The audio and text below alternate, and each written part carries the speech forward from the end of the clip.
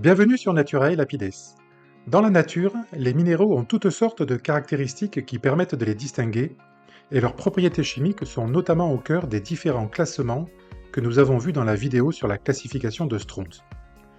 Mais les propriétés physiques des minéraux sont également importantes, et ce sont d'ailleurs elles qui sont à l'origine des premières catégorisations, et cela depuis l'Antiquité.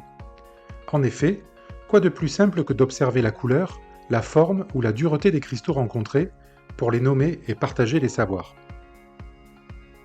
C'est ainsi que le minéralogiste allemand Friedrich Mau a élaboré en 1812 une échelle de dureté des minéraux, organisée pour être facilement quantifiable.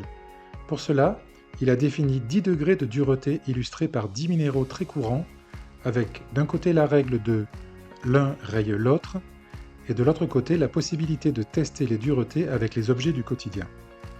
L'échelle de Mau est la plus connue pour son ancienneté et parce qu'elle permet de tester très vite un minéral.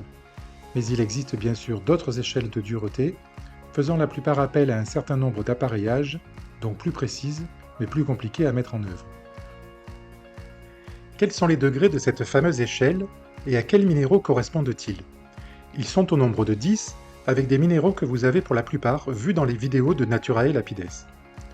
Le niveau 1 de l'échelle est celui du talc, aisément détachable ou friable sous le doigt.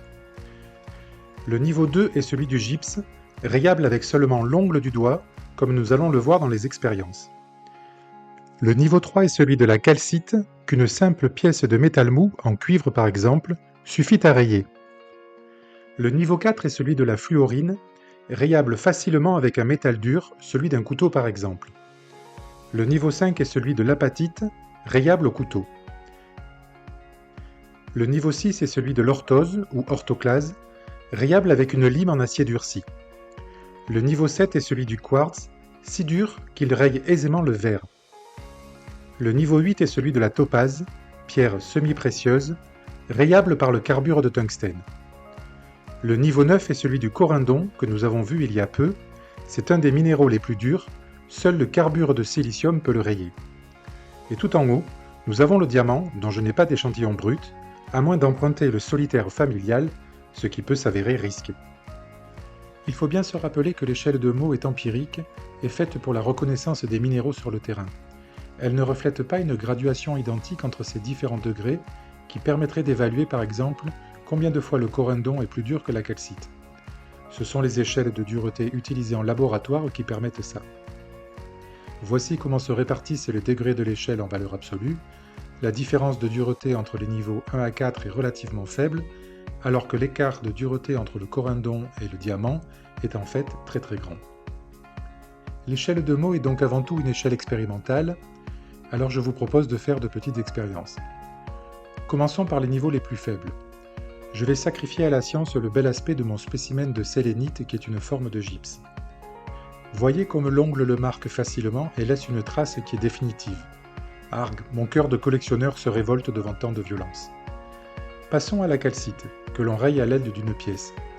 Les pièces de 5 centimes d'euro sont en acier couvert de cuivre, cela tombe bien.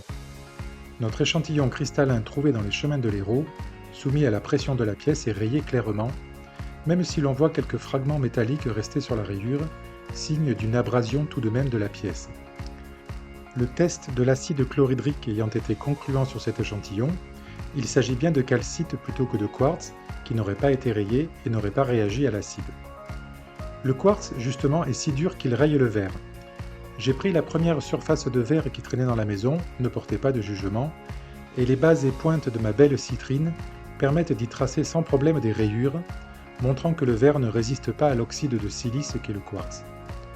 On peut également tester la topaze sur le quartz, mais il faut apporter une force considérable qui met en péril les cristaux.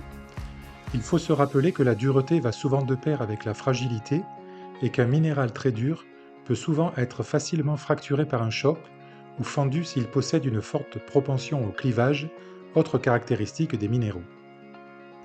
Vous voyez qu'il est relativement facile d'utiliser les degrés de l'échelle expérimentale de Mau pour connaître la dureté de l'échantillon que l'on a trouvé.